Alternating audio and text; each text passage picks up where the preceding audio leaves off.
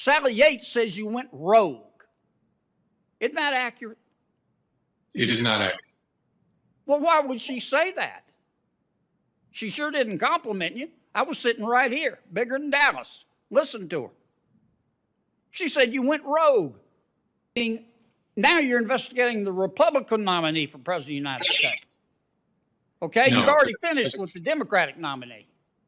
Yeah, we now were not the Republican nominee, and you got a FISA warrant that was a lie, and you say, well, it wasn't. You're head of the FBI. Didn't you check? Didn't you go, hey guys, this is this is a nominee for President of the United States. Let's sit down and talk about what's your evidence. You never did that? Hey folks, welcome back. If you thought Senate hearings were boring, think again. Today's showdown between Senator John Kennedy and former FBI Director James Comey was pure fireworks, with a heavy dose of Southern sass thrown in for good measure. Kennedy didn't just question Comey, he slow-roasted him like a Thanksgiving turkey. From calling him an equal opportunity egotist to saying the FBI might be better off if he'd become a driving instructor. This one had everything. Before we jump in, smash that subscribe button. Trust me, this kind of political theater doesn't come around every day. Let's dive in. You have been an equal opportunity egotist. You have tried to screw both Trump and Clinton. You misspoke. Didn't you realize that could have an impact on the election? Oh, potentially, sure. And I was trying to offer... I'm sorry, go ahead. I was trying to offer transparency about the justification for ending an investigation of intense interest to the American people in July 5th of 2016. Well, you gave us a full dose of transparency. 11 days before the election, you sent a letter to Congress saying, never mind what I said in my press conference, my unprecedented press conference, I'm going to reopen the investigation, didn't you?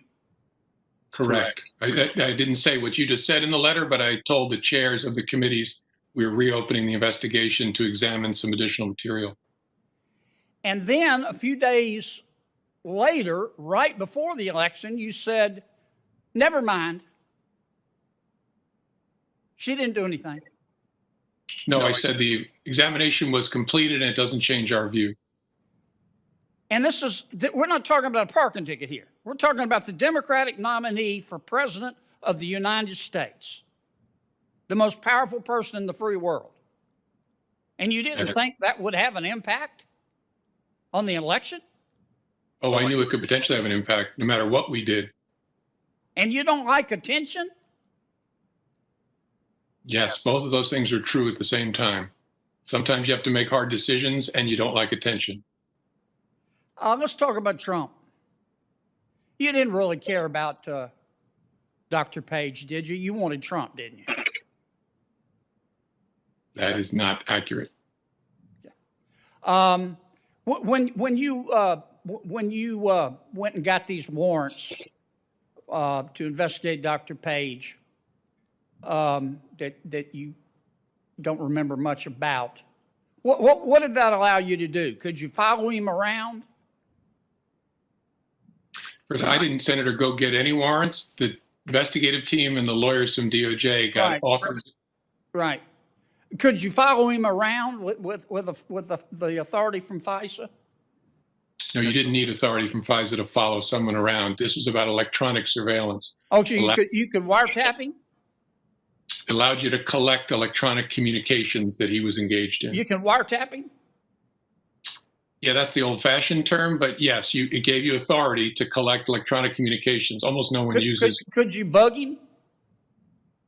I don't think there was authority in the FISA application for a remote listening device. Could you open his mail? I don't think that was included either. But you don't remember? I don't. It's easy to figure out, but I don't. Sitting here, I don't know. Okay, that's fair. And you're saying today that that if you knew now what you didn't know then, that you wouldn't have signed the application? I would not have signed the narrow certification that the FBI director has to give, but more importantly, I'd want to know from the team, how are you thinking about this? Why are these things not being included? Yeah, I mean, that's what I mean, you're a smart guy. You're honors graduate, William and Mary, Chicago Law School. And you don't like attention. And I'm trying to understand that you're investigating the Republican nominee for President of the United States. Okay, No. You've already finished with the Democratic nominee. Yeah, we were not the Republican nominee, and you got a FISA warrant that was a lie, and you say, well, it wasn't. You're head of the FBI. Didn't you check? Didn't you go, hey guys, this is this is a nominee for President of the United States. Let's sit down and talk about what's your evidence. You never did that? Senator, we were never investigating the Republican candidate, Mr. Trump. This was about a surveillance warrant on someone who was no longer associated with the campaign. Oh, you just got his name out of the white pages. Whose name? And then with General Flynn, you've wrapped up your investigation, but you decide to take one more shot. Sally Yates says you went rogue. Isn't that accurate? It is not accurate. Well, why would she say that? She sure didn't compliment you. I was sitting right here, bigger than Dallas. Listen to her. She said you went rogue. And so you're asking me what she meant by that? Yeah, what do you think about that? No, I think she was disappointed that I didn't coordinate the Flynn interview with her in advance, and I understood her concern about that. I think she understood my explanation afterwards as to why I used my authority, which I had, to do it without coordinating. But you don't like attention. I stand by my earlier answer. I love attention from my grandchildren and my children and my wife. The rest of it, I could let politicians have it. Can we agree that the FBI is the premier law enforcement agency in all of human history? I think so. At risk of offending DEA, I think so. Mr. Comey, if you'd chosen a different career, say a driving instructor, and you'd never pursued a career at the FBI, don't you think the FBI would be better off? I didn't pursue a career at the FBI. I was very happily teaching at Columbia when I was asked to become FBI director. Right out of the gate, Kennedy goes full Louisiana lawyer mode. He stares Comey down and says, "You've been an equal opportunity egotist. You tried to screw both Trump and Clinton." Comey tries to keep his cool, but Kennedy isn't letting go. He adds with that trademark grin, "You don't like attention. Sir, you held more press conferences than Beyonce had concerts in 2016. The whole room tensed up. You could feel Comey wishing for the floor to open. Kennedy switches gears.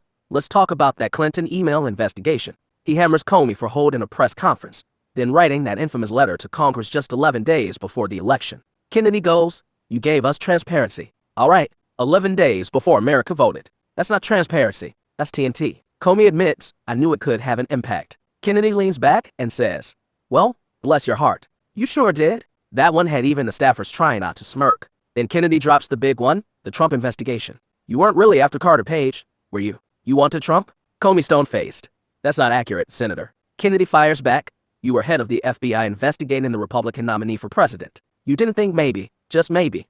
You should double-check the paperwork." Comey fumbles through legal jargon. Kennedy shakes his head and says, "You can wiretap a man, but you can't fact-check your own agency. Lord have mercy." At this point, even the microphones were sweating. And then, oh boy, the Sally Yates bomb. "Kennedy," Sally Yates said, "you went rogue. I was sitting right here, bigger than Dallas, and I heard her." Comey shoots back, "That's not accurate." Kennedy smirks. "Well, she sure didn't say you were employee of the month either."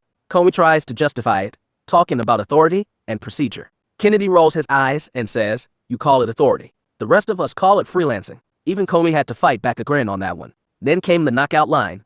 Classic Kennedy. "Mr. Comey, if you'd chosen another career, say, a driving instructor, don't you think the FBI would be better off?" The audience gasped. Comey mumbled something about teaching at Columbia before joining the bureau. Kennedy didn't miss a beat.